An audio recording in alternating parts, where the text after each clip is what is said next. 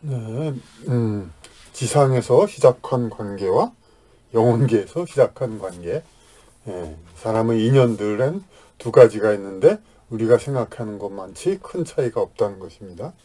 지상에서 맺어진 관계나 영혼계에서 맺어진 관계나 인연의 차원에서 보면 다른 것이 아니다. 그리고 이들이 본질에서 같다는 것을 깨달으면 세상사는 한결 원만해진다. 현생에서 부모, 형제 등의 혈연은 이중 연소자가 영혼계에서 출생을 선택하여 태어남으로써 시작되는 관계이고, 배우자, 친구, 동료는 양자 모두 지상에서의 현실적 판단으로 의식하여 시작되는 관계이다. 이게 다르죠? 그러니까 부모, 형제들은 이제 피를 나눈 혈연. 부모, 형제는 근데 이게 어찌 보면 부모가 아이를 낳는 거하고 형 다음에 동생이 태어나는 거 그런 건 전혀 이제 다른 것 같이 생각되지만은 그렇지가 않지. 그 생각처럼 큰 차이가 안 납니다. 우리는 이제 유전적으로 부모에서 밑에서 나오니까 이거는 위에서 나오는 거고, 형제는 이제 동격으로 이렇게 위에서 나오니까 서로 이제 이렇게 의도 같은 거가 다른 것처럼 보이지만 무슨 얘기냐면 부모가 아이를 낳기로 의도해서 아이를 낳았으니까 가끔 아이가 중에 그런 경우가 있죠. 부모한테 이제 대들면서 왜 나를 낳았느냐. 근데 사실은 아이가 부모를 영혼에서 부모를 선택한 거죠. 그렇게 해서 그러니까 현생에서 의식해서 부모를 선택한 게 아니라 이제 아이가 그 현생에서 선택한 게 아니라 하늘에 있을 때 아직 영혼계에 있을 때 그때 지상에 있는 부모를 보고 와서 선택한 거죠.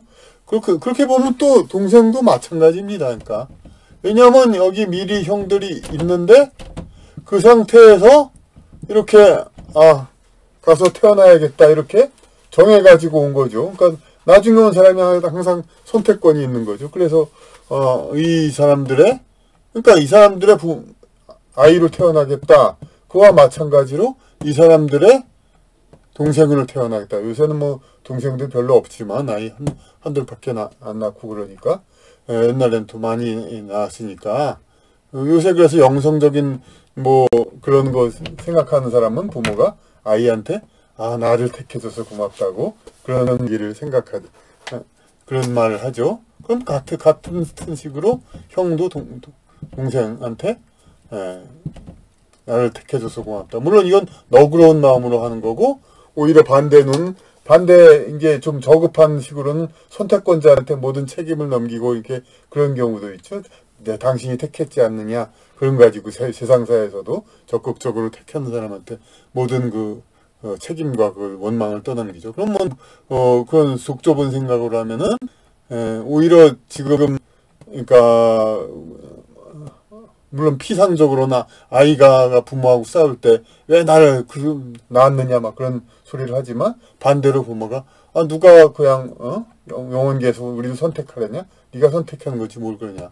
마찬가지로 형도 동생한테 나를 선택한 건데 무슨 딴소리가 많냐 그렇게 얘기할 수가 있죠. 근데 이제 배우자, 친구, 동료에 어찌 보면 이제 부모, 형제 말고 배우자, 친구, 동료, 직장 동료, 이건 그냥 서로 편해서 친한 친구들 이런 사람들이 있는데 우리 보통 어떻게 생각합니까? 이제 친구 물론 예외적인 아주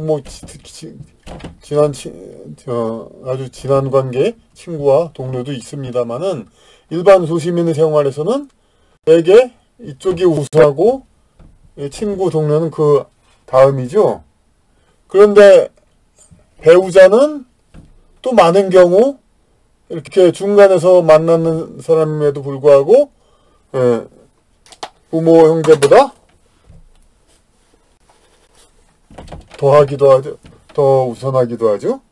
그러니까 이거는 서로 인연으로 보면, 인연적인 그런 거에서 보면 무슨입니다. 이게, 예, 전부 다, 그러니까, 이 지상에서 택한 인연이나, 천상에서 택한 인연이나, 결국 똑같다는 거니까, 예, 각각의 인연의 예, 깊이에 따라서 그런 거지, 어떻게 너무 차별을 두는 게 불필요하다는 의미인데, 그리고 지상에서 어찌 보면 이제 이런 지상에서 사귄 인연, 예, 친구, 동료 이 사람들을 부모, 형제, 가족보다는 덜한 관계로 생각한단 말이에요. 그런데 배우자는 더해요. 단지 그러니까 이성이라는 거, 남자 입장에서 단지 여자란 이유로 친구나 동료보다 더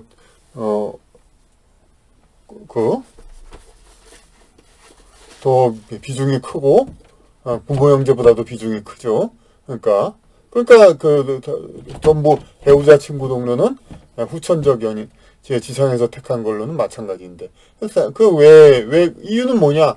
결국 이제 이성 간의 만남의 쾌락이 이제 그것을 아주 강화시켜주니까 그런 거라고 볼 수 있죠. 근데, 뭐, 금슬이 좋으면 이 관계가 가장 사실 인생 중에서 깊이 있기도 하지만 또 많은 경우 또 그렇지 않은 사람들도 많이 있죠. 그러니까 인연은 제각인데 이런 어떤 공식화돼서 뭐 어느 쪽이 더 중요한 인연이고 어느 쪽이 덜 중요한 인연이고 그렇게 얘기할 수 없죠. 특정한 두 사람 사이 관계는 생을 거듭하면서 다양한 형태로 나타난다. 자신과 인연이 있는 사람은 가족이든 직장 동료든 친구이든 현실적인 관계 형식과는 별개로 각각의 깊이를 가지고 있다.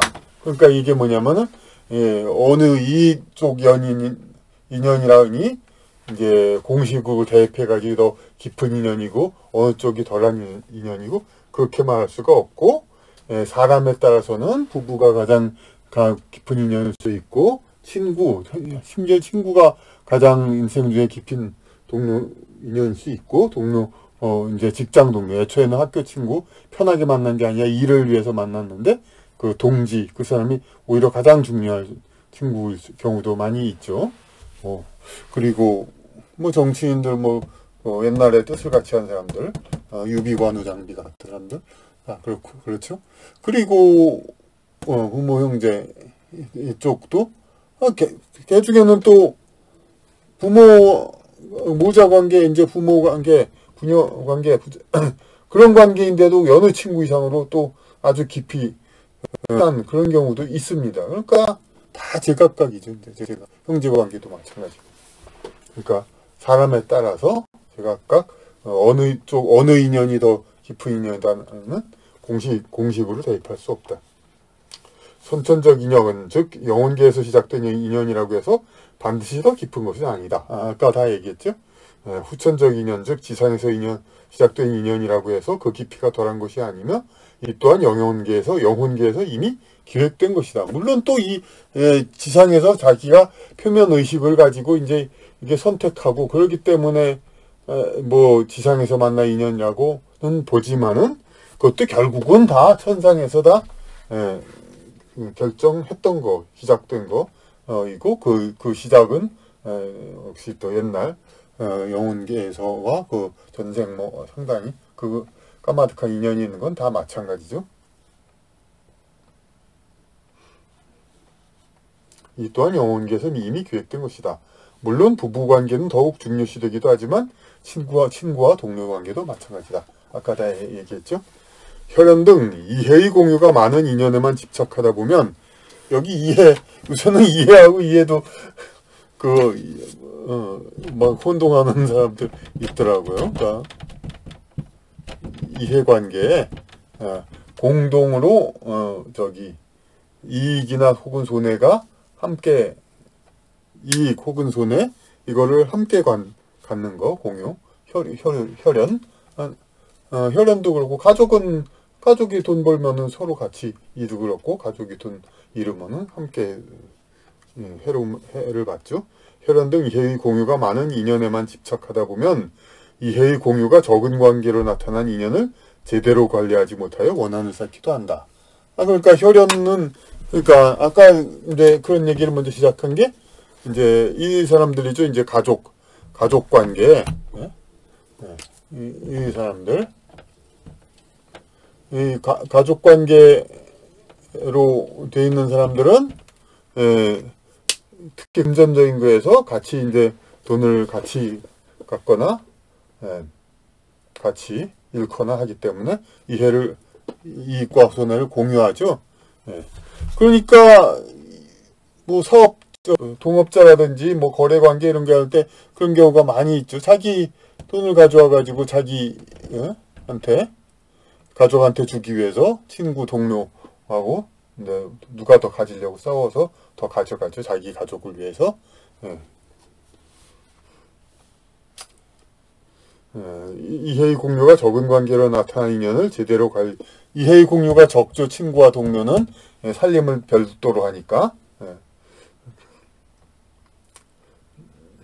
이해의 공유가 적은 관계로 나타난 인연을 제대로 관리하지 못해요. 그러니까 이 가족을 이익을 막 생각하다 친구와 동료 이익을 등한시해서 원한을 쌓죠. 가족만을 위하는 것뿐 아니라 가족에 대한 필요 이상의 기대 또한 마찬가지다. 뭐 그런 얘기죠. 가족이라고 해서 반드시 마음이 맞고 서로를 위하는 마음이 월등하다는 보장은 없다. 다만 쉽사리 끊을 수 없는 관계로서 현생에서 억보를 주로 풀어야 할 과업을 더욱 절박하게 부여받은 관계임은 부인할 수 없다. 그렇다고 이 가족관계를 뭐 다른 관계나 똑같다고만 자꾸 강조해가지고 아무것도 아니다, 아니면 그건 아니지만은 이제 별로 이제 그러니까 중시 안 한다 이런 소리를 하자는 게 아니라 특별한 또 관계가 있죠. 왜냐하면은 아무래도 친구나 동료는 서로 뭐 싫으면은 이제 관두지 않을 수 있죠. 예. 그 연인 관계도 결혼 관계로 서기 전에는 예, 서로 싫으면 그만이죠. 근데 이제 혼인이란 거는 이제 이 남을 갖다가 가족이나 마찬가지로 마음대로 헤어질 수 없는 관계로 만든다는 거죠. 혼인. 마찬가지로 부모 형제 여기도 마음대로 싫다고 여러분 어릴 때 형제 많았던 집안에 자랐던 분들 집안 생활이 고통스럽고 형제가 많지 않더라도 부모하고 그러니까 사이가 갈등이 있었던 분들 그런 싫다고 떠나갈 수가 없죠. 예. 그렇죠. 그러니까 쉽사리 끊을 수 없는 관계로서 현생에서 억보를 풀어야 할 과업을 더욱 절박하게 부여받은 관계다. 그러니까 마음대로 쉽게 뗄 수 없는 관계니까 특히 어릴 때 그냥 생활력의 부족 때문에 진짜로 부족 때문에 못 가죠. 가출을 해도 해봐야 자기 삶 그게 대책도 없고 그러니까 가출할 수도 없고 그래서 억지로 싫든 좋든 살아야 돼. 그만 싫든 좋든 살아야 한다는 것은 억보를 풀어야 할 의무가 이번 생에 더 많이 있다는 그런 얘기죠. 유물론적으로 형제는 동일 유전자로부터 나왔으므로 기질이 비슷하여야 할 것으로 생각되지만 정작 각자의 영혼은 별도로 존재하는 인연에 의해 온 것이다. 뻔한 소리를 또 했네요. 가까운 인연으로 얽혀있기에 영혼 성격의 관련성이 많이 발견될 수는 있지만 당연히 또 뭐 유전적으로 같다 비슷하다 그 얘기가 아니라 그 가까운 영혼이기 때문에 관련된 성격이 많이 발견됐지만 형제들 영혼끼리 유사성이 친구 등 다른 비혈족종이 가까운 인연관계에 비해 특별히 더하지는 않다. 그런 사람들 많죠. 이제 형제들이 있다 하더라도 이 형제들하고 도무지 안 통하는 것 친구들하고는 더 잘 통하고 친한 친구하고 이제 뭐 단지 뭐 일시적으로 놀고 그런 게 아니라 일생을 같이 한다든가 그럴 때 친구가 동료가 더 마음이 통할 경우도 많이 있죠. 물론 이 비슷한 성격과 비슷한 어떤 뭐 그 감정 기질 그런 건 형제에서 많이 발견되긴 하지만 또 같은 건 또 같으면서도 다른 건 또 다른 게 형제들이죠. 형제가 같은 유전자에서 비롯되었다고 해도 영혼까지 동료의 인격체들은 아니다. 그러니까 찍어낸 게 아니다 이거죠. 유전자 찍어내듯이. 그러므로 서로 비슷한 성취를 해야 한다는 강박관념 하에 형제끼리 서로 비교하고 따지는 것은 옳지 않다. 이런 게 참 문제죠. 이제 형제가 중에 누가 출세하고 누가 공부 잘하고 그런데 그거에 대해서 다른 형제도 다 똑같아야 될, 비슷해야 할 걸로 자꾸 생각을 한단 말이에요. 근데 그렇지 않고 많은 경우 이게 그게 다르단 말이에요. 그러니까 드러나는 성취가. 그런데 그걸 가지고 서로 비교 대상을 돼가지고 다른 사람보다 형제를 비교 대상으로 해가지고 자꾸 그러는 거. 그게 괜히 불필요한 이제 불필요한 갈등을 일으키는 거죠. 그러니까 괜히 질투를 하고. 이거 뭐 괜히 저 개인적인 기분 때문에 괜히 이런 걸 더 강조한 것 같습니다. 특별히 사적인 자기가 특별히 느끼는 것 때문에 제가. 브라이언 와이스 박사, 여기서 많이 인용된 사람이죠. 영혼 전생 그거에 대한 최면을 많이 한 사람 와이스 박사는 피는 물보다 진하다는 말은 사회생활에서 소외당했을 때는 혈육에 의지하라는 말이지만 영혼은 피보다 진하다고 하며 최후로는 영혼의 가족을 찾으라고 했다. 그러니까 우리 피는 물보다 진하다, 마치 동양 우리들 속담 같지만은 외국에서 그냥 미국에서 똑같은 말이 있었던 거죠. Blood is thicker, 두껍다는 거가 진하다는 거. thicker than water. 물보다 진하다. 그래가지고 이제 그 뜻은 뭐냐? 결국 그러니까 이 뗄래야 뗄 수 없는 관계. 쉽사리 뗄 수가 없죠. 형제 적어도 성장기라든지 그럴 때는 그게 관계죠. 뗄 수 없는 관계. 그러니까 서로 의무적으로 도와줘야 되고 그런 관계죠. 그러니까 물보다 진하다. 이런 혈연 관계가 없는 사람들보다 그런 가족 중심의 그런 사고방식을 말하는 이제 그런 이야기지만, 그러니까 그렇죠. 사회생활에서 소외당했을 때는 혈육에 의지하라는 말. 그러니까 인연을 쉽사리 뗄 수 없는 반강제 엮어진 인연이니까 그만큼 서로 어려울 때 도와줘야 되는 것도 당연히 더 있죠. 그러니까 이쪽에서 더 도와줘야 되는 거죠. 그런데 이제 결국엔 가장 궁극적으로 말하면 이제 영혼은 피보다 진하다. 그러니까 피는 피보다, 그러니까 영혼의 가족, 영적으로 가장 가까운. 그 사람은 물론 아까도 얘기했듯이 가족 중에 있을 수도 있고 배우자가 될 수도 있고 친구 중에 있을 수도 있고 동료 중에 있을 수도 있습니다. 그런데 그건 전부 다 영혼의 가족으로 찾으라. 가족으로 맺어진 이유는 전생의 좋은 인연일 수도 있고 나쁜 인연일 수도 있다. 좋은 인연일 경우는 말할 것 없지만 좋으니까 좋은 거죠. 나쁜 인연일 경우는 현생에서 이를 극복하는 것이 최선이다. 가족으로 맺어진 것은 이번 생에서 쉽사리 뗄 수 없는 거. 이제 학교 물론 성인들 다니는 무슨 학교 같은 건 뭐 싫으면 그만둘 수도 있지만 중퇴. 그렇지만 이제 어린이 고등학교, 초등학교, 중학교 이런 걸 애들 마음대로 그럴 수도 있는 것도 아니고, 특히 군대 같은 거는 자기 마음대로 그만둘 수 없죠. 그러니까 그런 거는 극복해서 끝까지 마쳐야 되죠. 마찬가지로 인연도, 가족 인연은 현생에서 이를 극복하는 것이 최선이다. 그러니까 가족 관계는 현생에서 떼기 어려운 관계이다. 그러니까 이를 극복하는 것이 최선이라고 했죠. 나쁜 인연일 경우. 그러니까 가족 관계도 먼저도 얘기했듯이 이제 가족이네. 결혼 관계, 이혼을 하지 않고 최대한 이제 인연을 푸는 거, 업보를 푸는 거, 그것이 이번 생의 성취를 높이는 거다 이거죠. 풀어야 할 업보가 있다면 쉽사리 포기하지 말라는 의미이다. 가족 사이 갈등은 풀어야 할 가장 중요한 대상이다. 그러니까 가족을 태우는 거죠, 이제. 그러니까 업보를 풀어야 할 의무가 있으니까. 그러니까 아까 가족 외의 사람들을 소홀히 할 수가 있다고 했죠. 이제 이해관계 때문에 소홀히 했으면서 이 가족 외의 사람들한테 원한을 하고 풀기 쉽지 않은, 현생에서 곧바로 풀기 쉽지 않은 그런 업보를 쌓았어요. 그러면 그 다음 생에는 이런 친구, 동료, 원수가 형제, 부모, 가족 이렇게 태어나는 거죠. 그 다음에 그러니까 일단 그렇게 태어나면 또 풀어야 할 아주 중요한 업을 부여받고 태어나는 거죠. 그러니까 가족 사이 갈등은 풀어야 할 가장 중요한 대상이다. 전생에는 가족이 아니라 다른 이제 외부 이해관계를 공유하지 않는 다른 사람이었는데, 그래가지고 자기 이익에만 몰두한 나머지 이해관계를 공유하지 않은 다른 사람을 홀대해서 그 물건을 탈취한다든가 기타 주어야 할 걸 주지 않았고, 그렇기 때문에 다 이번 생에 자식을 태어나든가 그렇게 해서 뭐 많이 얻어가든가, 그러니까 그렇게 해서 가족액으로 해서 이제 데려가는 거죠. 그 업보를 풀러 이번 생에 이제 쉽사리 뗄 수 없는 관계로 오는 거죠.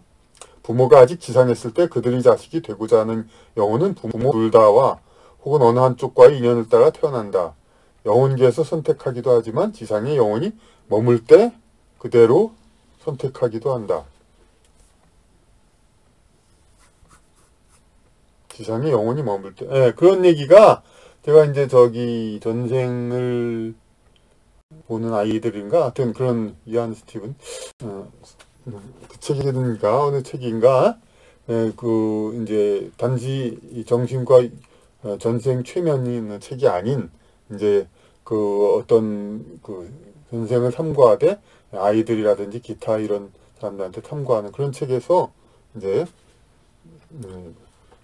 여기 참고서 중에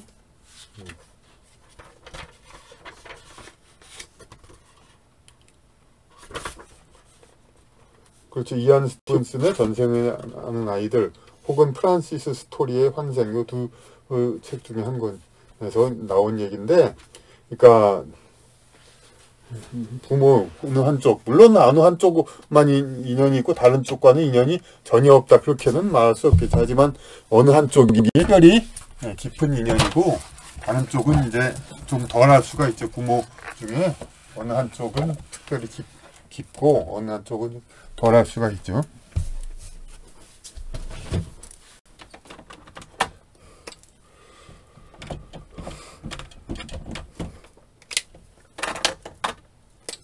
그래서 이쪽 혹은 이쪽 이제 어느 한쪽에 요새는 이쪽으로 많이 아이들이 많이 태어나죠. 그래서 이혼하면 되게 이제 이 어머니 쪽으로 가서 함께 살고 아버지는 나가고.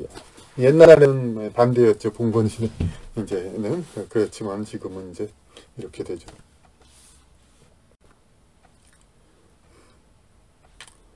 어느 한쪽과 인연을 따라 태어난다.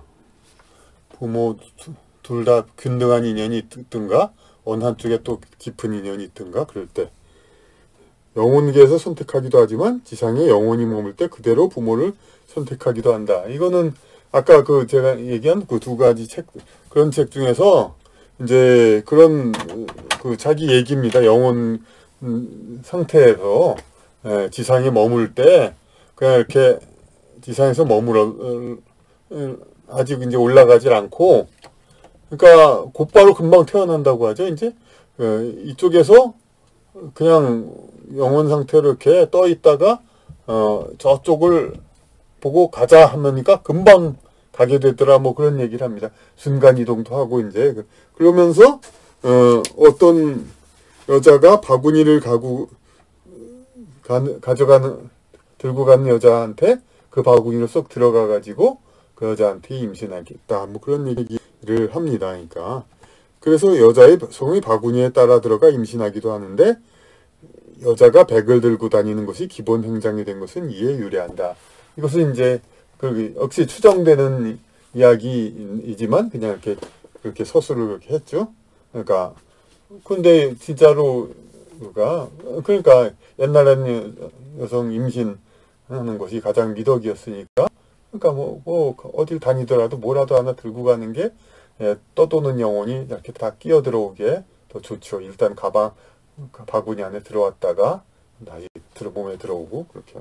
그래서 백을 들고 다니는 것이 기본 행장이 된 것은, 여자는 이제 공식석상 어디 정장 입을 때 조그만 가방이라도 뭐라도 들고 다녀야 이제 품격이 더 있어 보이고 그러지. 아무것도 없으면 조금 좀 어색하기 그렇죠. 물질적으로만 생각하면 부모의 정자와 난자로 자식이 생성되므로 부모가 자식을 만들었다는 관념하에 간혹 자기 환경에 불만이 있는 자식은 부모를 원망하기도 한다. 아까 얘기했죠. 왜 낳았느냐 이런 소리 할 수 있다고. 그러나 영적으로 보면 자식이 자기의 새 인생에 알맞은 부모를 선택한 것이니 부모가 제공하는 성장 환경에 대해 자식은 불평할 필요가 없는 것이다. 그러니까 가장 최적의 찾을 수 있는 가장 최적의 부모를 찾은 것이지 자기의 업보와 이번 생에서 배워야 할 걸로 자기가 찾은 것이지 부모가를 원망하고 그럴 수는 없는 거죠. 이번 닥치는 모든 그런 것들은 자기 삶의 과제일 뿐이죠. 자기가 택했던 태아와 신생아 시절의 육체는 지극히 왜소하다. 영혼을 단번에 적응시켜 붙잡아 두지도 못한다. 당연히 우리가 영혼은 존재가 그냥 일정하고 그런 거라고 우리가 생각하는데 이 성인의 발달한 육체가 아니라 아이의 자꾸만 육체는 그만큼 우리가 영혼이 머물지 않는다는 거, 영혼을 꽉 붙잡아 두기 어렵다는 거, 그거 우리 능히 추정할 수가 있죠. 이 때문에 이 시절에는 영혼을 아기 몸 안에만 있는 것이 아니라 주변에 머무는 경우도 많다. 그러니까 최면 같은 거 할 때 아기에 있을 때 아기 안에 들어갔다가 뱃속에 들어갔다가 나왔다가 영혼이 그대로 그 뱃속에만 있어 배만 보고 있으면 얼마나 답답합니까? 그러니까 나오기도 하고 그러니까 안에는 그냥 어떤 생리적인 어떤 작용만 하고 거의 잠만 자는 거죠. 그러니까 물론 성인이라도 원래부터 자기 영혼의 일부가 신체에 깃들어 있고 수면 시에는 밖으로 다니는 것이지만은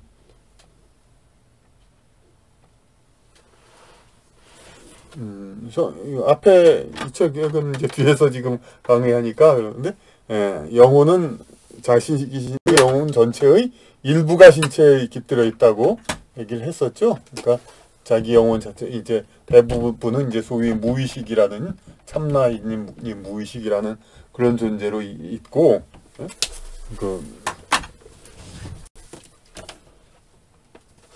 대부분은 자기 영혼의 큰 부분은 참나 무의식 이런 쪽으로 있고 요 한 사람 자기 영혼의 일부가 사람의 안에 들어와서 혼으로서 있는 거죠. 표면의식으로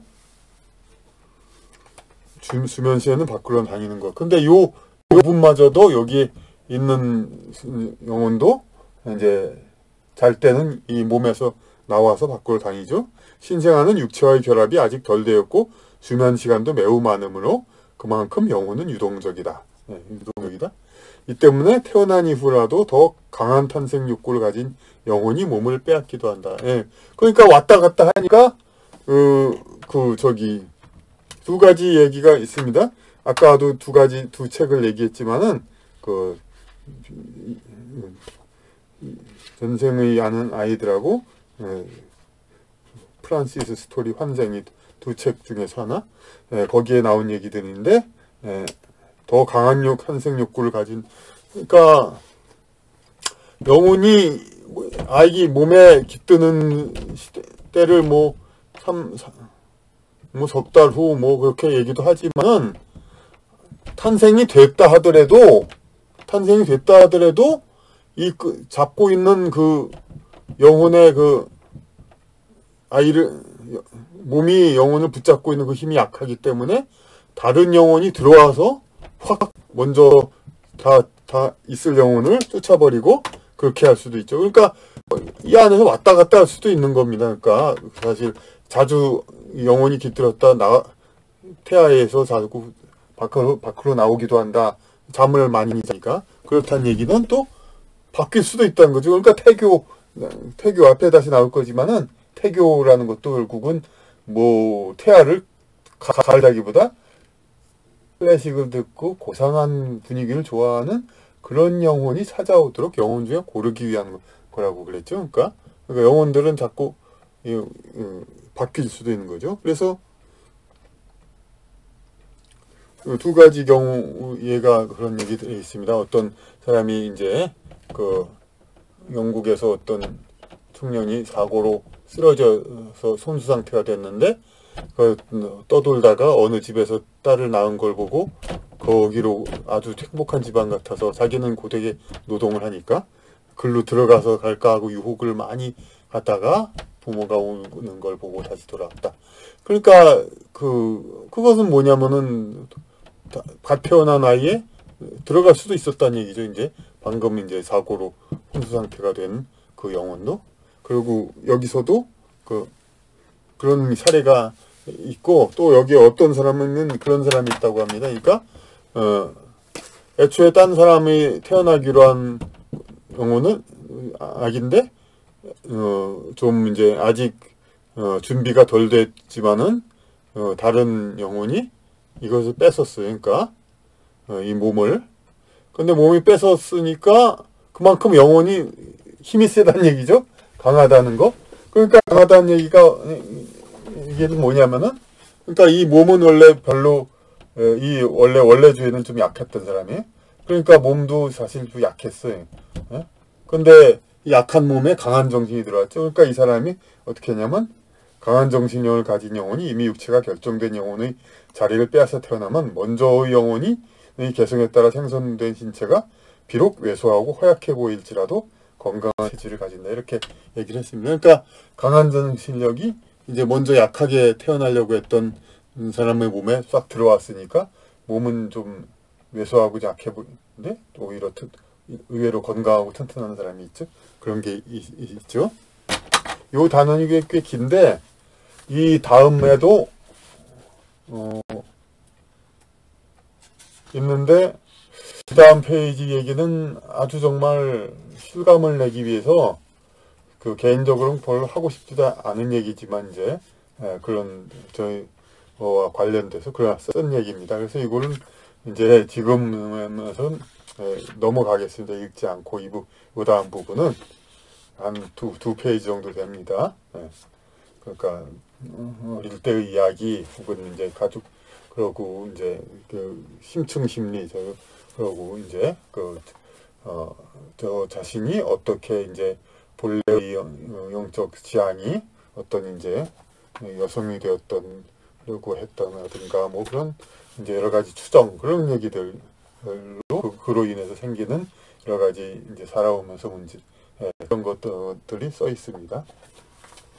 그래서 넘어가고 하여튼 그런 여러 가지 사례들이 있고 제가 개인적으로 이외에도 여성을 포용의 대상으로 보지 않았던 여러 괴로운 기억들이 설명되었다. 그러니까 포용의 대상으로 그러니까 젊을 때 한참 데이트 연애를 할 때 남자의 신체로 태어난 사람은 여성을 갈망할 수밖에 없게 됩니다. 그런데 연애가 잘 되는 사람이 있죠, 남자들. 그러니까 그 사람은 뭐냐면 딱 그냥 여자를 만나면 이제 뭔가 좀 자기가 보호하고 감싸주고 이렇게 그런 생각으로 해서 그래서 여자가 믿음을 갖고 이제 금방 자기 마음을 허락하죠. 근데 이제 그렇지 못한 사람은 그러니까 남성으로서 훈련이 덜 된 사람은 여성을 동등한 같은 이제 뭐 차이가 없는 식으로 그냥 대하는가? 그러니까 뭐 좋은 것 같지만은 그게 아니라 여자를 대하면서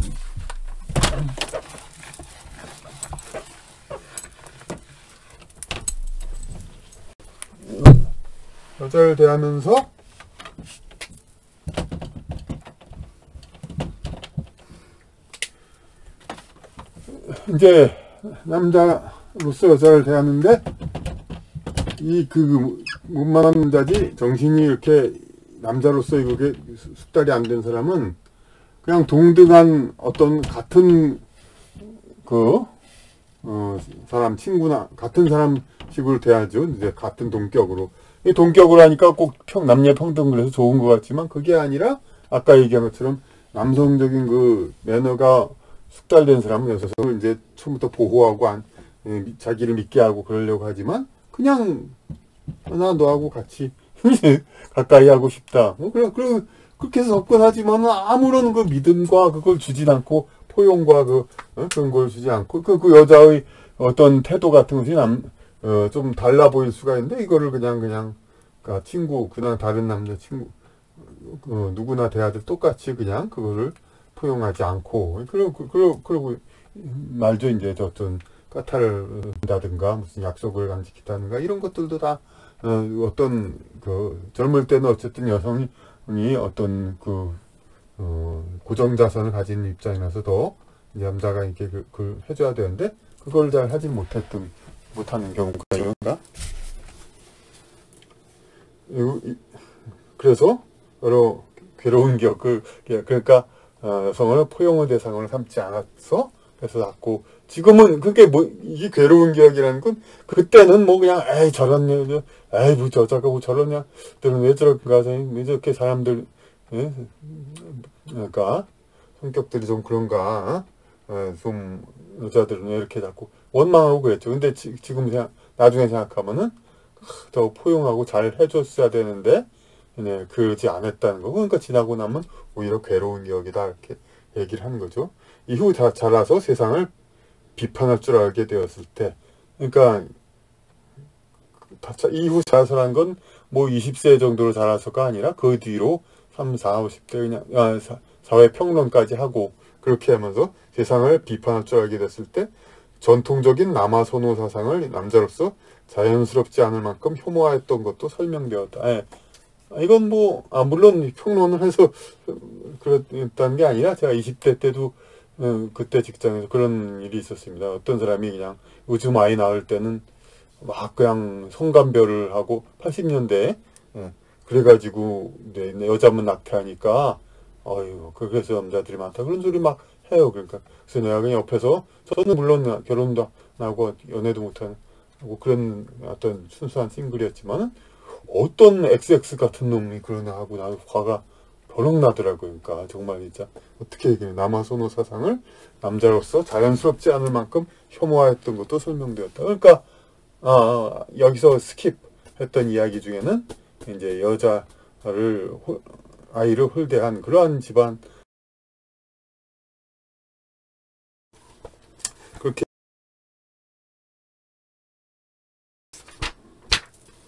그 인연 그러니까